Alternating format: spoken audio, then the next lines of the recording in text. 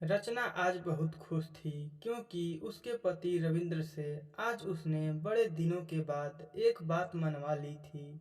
वह अपने भाई किशन के घर कुछ दिन के लिए जाना चाहती थी, लेकिन रविंद्र हर बार मना कर देते थे। आज रचना ने सुबह जल्दी उठकर रविंद्र के लिए नाश्ता बनाया। उसके बाद उनका लंच पैक कर दिया।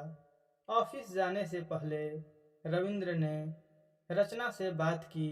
रविंद्र, रचना, एक बार फिर से सोच लो, क्या वहां जाकर रहना सही रहेगा?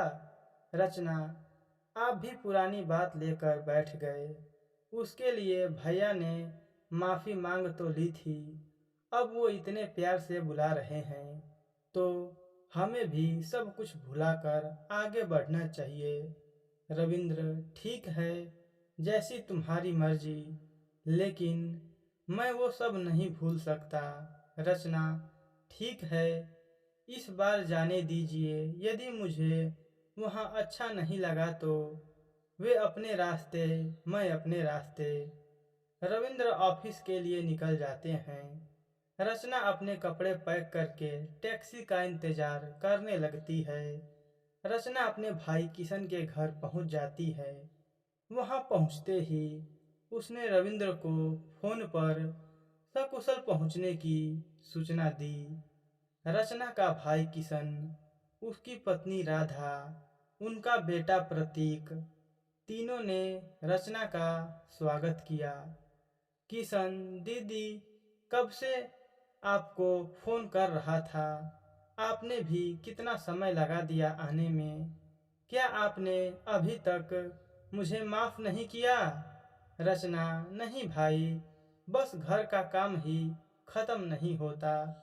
अब भी बड़ी मुश्किल से फुर्सत मिली है। और हाँ, पीछे जो हुआ मैं भूल चुकी हूँ, तू भी भूल जा। राधा, दीदी हम तो आपसे नजरें भी नहीं मिला पा रहे थे, फिर इन्होंने ही आपको फोन किया। आपने आने के लिए हाँ की, तभी हमारी जान में जान आई। रचना, अरे भाभी, आप भी क्या सब लेकर बैठ गई। आप तो बस एक कप गर्मा गर्म चाय पिला दो। राधा चाय बनाने चली जाती है। प्रतीक, बुआ जी आप कितने दिनों तक रहेंगी? किशन, चुप बदमाश, यह मेरी बहन का घर है, जब तक मन करेगा तब तक रहेगी, चल वहां से भाग। रचना, अरे बच्चे को क्यों डांट रहे हो? बेटा, मैं एक सप्ताह में तेरे साथ में ही रहूंगी, तू मुझे अपना कमरा नहीं दिखाएगा? रचना प्रतीक को लेकर उसके कमरे में चली जाती है। कुछ देर बाद राधा चाय बनाकर लाती है। राधा, आप दीदी से कैसे बात करेंगे? मुझे तो डर लग रहा है, कहीं मना कर दिया तो क्या होगा? किशन, तू चुप रह, मैं कोई न कोई रास्ता निकाल लूंगा। बस अभी इस बारे में दीदी से बात मत करना। इधर रविंद्र ऑफिस पहुंचे तो उनके दोस्त अमर ने पूछा, अमर क्या बात है यार, इतना उदास क्यों है? रविंद्र, यार क्या बताऊं, रचना अपने भाई के घर गई है। मुझे तो पता है यह वही भाई है जो अपनी शादी में दहेज में कार मांग रहा था।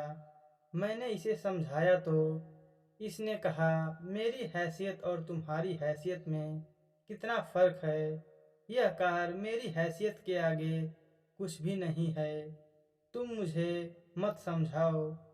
वो पिताजी ने तुम्हें पसंद कर लिया, वरना तुमसे कहीं ज्यादा पैसे वाला लड़का मैं अपनी बहन के लिए देखता।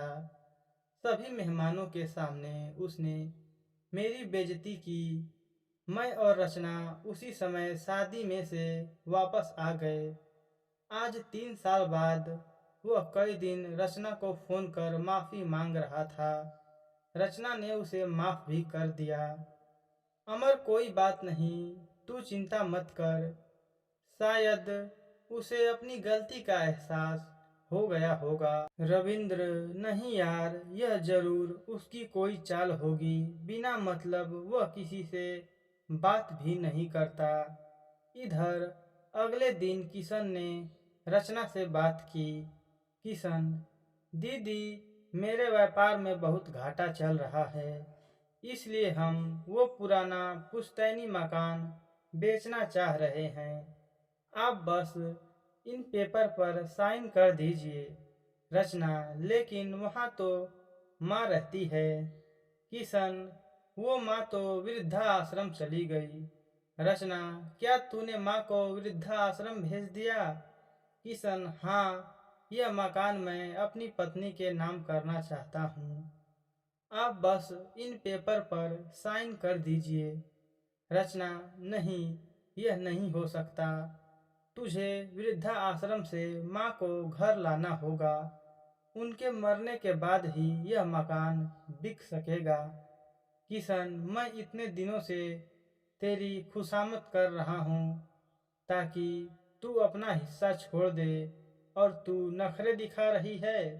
रचना, मेरे पति ठीक ही कहते थे, मुझे उनकी बात मानकर यहाँ आना ही नहीं चाहिए था। यह कहकर रचना घर से बाहर निकलकर सीधे पुलिस स्टेशन पहुँच जाती है। वहाँ वह सारी बात बता देती है। वह रविंद्र को भी फोन करके वहीं बुला लेती है। पुलिस किशन को पकड़ लेती है। रचना, देख अपनी बदमाशी का नतीजा। अब तू रहेगा और तेरे कर्मों की सजा तेरे बच्चों को मिलेगी। रविंद्र, रचना, इसे माफ कर दो, केस वापस ले लो। रविंद्र के बहुत समझाने पर वह मान जाती है। किशन, जीजा जी, मुझे माफ कर दीजिए, मैंने आपका बहुत अपमान किया है। रविंद्र, ठीक है, लेकिन पहले अपनी माँ को वृद्धा आश्रम से लाकर अपने साथ रखो। इसके बाद सभी माँ को ले आते हैं और खुशी खुशी रहने लगते हैं। दोस्तों, कहानी पूरा सुनने के लिए धन्यवाद।